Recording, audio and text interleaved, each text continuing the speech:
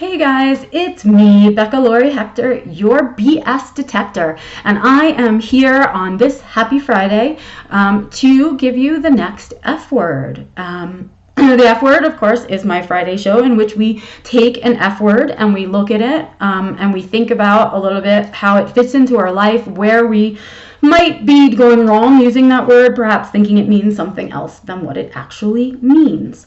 It's something that I do, and I usually pick an F word for the year, and I pick a theme. But this is another way to really kind of pick apart the rules and misconceptions and perhaps some of the supposed tos that you picked up during your life, and check in and see if they still work for you.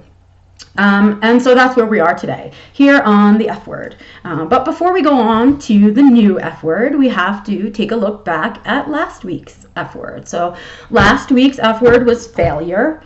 We talked a lot about failure and success because, of course, they're two sides of the same coin. And we talked about where we think that fits in and who defines those things for us. My week with failure. Interesting. I sat and I thought about it a lot. It's something that I have spent time thinking about, but from the other side, I've spent a lot of time thinking about the word success, but I hadn't kind of taken a look at the way that I use the word failure in my life. And here's what I learned. I don't usually use it. I don't use it often. I've been doing this mindfulness practice for a bunch of years, and that was one of the things that I changed really early on, was to stop looking at my failures as failures, but rather look at them as something I can learn from, as a kind of a learning exercise. I'm here in my cozy sweater, and it's so cozy right now. In any case, so that's what I was thinking about failure, was how very little I use it. But shocker, you guys, you want to know where I still use it all the time? About myself. That's right. A lot of my concepts of failure that continue to exist in my life now focus solely on me. So what I think is interesting about this whole process for me is that as I noticed these words in my life, or kind of went through this mindfulness practice, I shifted a lot of things, but I stopped really looking at the way I look at myself. How do I use those words towards me? And I think that's where failure still lives in my life. Everyone else gets to make mistakes that they can learn from, and I say to myself, you failed. How could you fail? So that's something that I got to work on. And it's probably a little bit because right now I'm still feeling the seasonal depression, and it's probably a little bit because I'm still, I'm in that process of looking for a job and all of that fun stuff and feeling out of sorts with myself. So I think that word has been in my brain a little bit more than normally. So that's my takeaway from failure. I hope you guys spend some time thinking about failure and success and where they kind of sit in your life. But let's move on. Let's get to this week's word. This week's word comes to you from my heart. I guess, because that's what we're going to really talk about. This week's word is forgiveness. And that's a fun one for me. It's something that I still really struggle with. So in thinking about the word forgiveness, the first thing that I think about is probably the hardest thing to digest, which is when you need to forgive someone who A, doesn't see that they've done something worth forgiving, or B, someone hasn't apologized, right, for an act. And yet you still have to go through this process and kind of find a way. Ooh, the sun just went behind the cloud. Did you guys see all the light go down? I can't control that. In any case, so, are we sort of using this term right? Because ultimately forgiveness is an internal process, and it really is all about you, and not about the external act of somebody else. And I know that's it sounds weird. It's like, wait, but somebody did something and I have to forgive them for their act. Why does it sit on me, right? So that's where I struggled with forgiveness. How do I forgive somebody who I know for a fact has wronged me, someone who's in a position in which they owe me an apology, and who doesn't do so? Yet, if I take that on and I claim that I'm the one who's angry, well, this person is not concerned about whether they've been forgiven or whatever. So what I've learned about forgiveness is that even though it seems to to, by definition, be about somebody else's act, the act of forgiveness is a very personal choice. And I'm using that word carefully, choice. So it's something that I've only recently learned how to do, and it's something that I'm still not good at. It's something that I still struggle with, and so let's talk about that. Let's pick the word apart and see why forgiveness is something that we all struggle with so much. So what I did was I looked up the word forgiveness, and really the definition was crap. It was nonsense. It was like the act of forgiving is the definition of forgiveness. So instead I'm going to give you the definition of forgive, which is the base of the word, and let's talk about what the act of forgive, which is forgiveness, does. What do we really do with it? So let's take a look at that. Let's see what we got here. Here's my handy dandy cell phone. Think positive, everybody. Good reminder. And here we are with forgive. So it's a verb, right? It's an act. We know that. Stop feeling angry or resentful towards someone for an offense, flaw, or mistake. So stop feeling angry. Okay, so that's our definition. Let's see. Cancel a debt, right? To forgive a debt, right? Used in polite expressions to request an excuse or regard for indulging in one's foibles. Well, that's interesting. Okay. I didn't really think about it like that. All right, so that's forgive for us. I like this because it's in the definition. It tells you exactly what you need to do. And it's not what we think about forgiveness. So stop feeling angry or resentful. That is what forgive means, to stop feeling angry or resentful.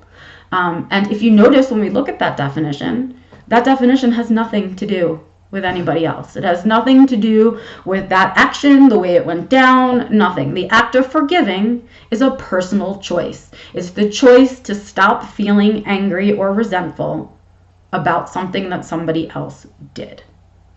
Right? That's really important because when we think about forgiveness in our common tense, we talk about it and we say, I've forgiven that person for what they've done, right? Or I forgave them for that. Right? And we're really talking about the act itself. We're not talking about the act of stopping feeling angry, right? And some people get stuck there. That's why people struggle with forgiveness, because they get stuck when they realize they have to stop feeling angry and resentful. And yet, at the same time, the act or the transgression cannot be erased. And it certainly can sometimes be left open-ended if the other party doesn't feel they've done anything wrong. And I think that's why we struggle with forgiveness, because it's really placing upon yourself, regardless of how the outside world is handling the situation, that you internally need to let it go. You need to let it go. And that's why a lot of us end up forgiving ourselves for something like, I forgive myself for getting involved with that person. Because if I knew better and I could have avoided it, I wouldn't have let this boundary be crossed. Because that's what it is. When somebody makes us angry or resentful, it's usually that a personal boundary has been crossed in some way or ignored by the other party. And that makes us angry because we feel stepped on. And worse on top of that is when the person doesn't acknowledge or apologize for this act that we have perceived as an act of a boundary crossing. So what I have started to do with the word forgiveness is to think about it as a personal act I'm doing for myself. And I take away the other person from it. Because I could be as angry as I want about a situation, but it's not going to change what went down. It's not going to change how the other person behaves or how they handle the situation the next time if they haven't learned anything. It's not going to change the reality, being angry. What it does is it keeps me focused internally. It keeps me using negative language. Being resentful and angry doesn't really serve a purpose if there's not going to be kind of a conclusion or a solution from it. So I've started to look at forgiveness as a favor I can do for myself. It's not for the other person. It's not about the other person. It's about understanding that you don't have to give that person or that situation any more of your energy. It's not going to change how it went down. All you can do is learn from your part in it, whatever that is, even if the part that you're learning is that forgiveness is for yourself. And doing it sooner rather than later saves you the energy, the heartache, and the negative self-talk loop that follows that stuff. So here we are. We've talked about forgiveness. I've talked about the word forgive and forgiveness, and you are at your challenge point, ladies and gents. Here we are. Take with you this weekend the word forgiveness. Start thinking about where it sits in your life. Are you forgiving people but not really letting go of the anger and resentment? Are you comfortable in your anger and resentment and not eager to work towards true forgiveness? Do you struggle with where and when and how long it takes you to forgive? Are you a grudge holder, right? Think about those things. And what I want to say as a closing idea is to forgive. There's a saying, right? Forgive and forget, right? I never use it. Forgiving doesn't mean you have to forget what happened. In fact, if you forget what happened, how it made you feel, or the way that person behaved, you're setting yourself up for, old F word, failure, right? Because you're not addressing the situation. Really, if you're forgetting, you're saying to yourself, your feelings don't matter. So I say to you, it's not forgive and forget. It's forgive and don't forget. Okay? I want us to remember that the way other people behave is not necessarily okay. And it doesn't have to be okay by you if it crosses your boundaries, right? And that's okay, and that's in your control. But if you're holding on to that anger and resentment, it's getting in your way. So forgiveness acts as a way to let yourself let go of the situation, right? Actively feeling the feelings about it, where you can let that go, but you don't have to forget that it happened, because it was a lesson along the way about that person, that situation, yourself. So I say don't forgive and forget. That is not what I'm saying. I'm saying learn how to forgive for your own benefit, because the root of that forgive word, as you saw, is very personal, right? So that's what I'm challenging with this week, you guys. I hope you've enjoyed this week's F word. I'm sorry for the in and out light. It's kind of a cloudy, overcast day here today. Ladies and gentlemen who are following, as you can see, wrong way. As you can see, my hair is nicely washed out. I'm heading this afternoon for my new color. Big reveal on Sunday on No BS.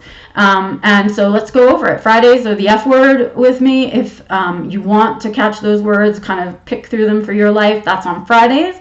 On Sundays, I do No BS, which is my not safe for work download of where I'm at in my life, what I'm doing in my life, and how I'm walking this journey using the tools I'm sharing with you.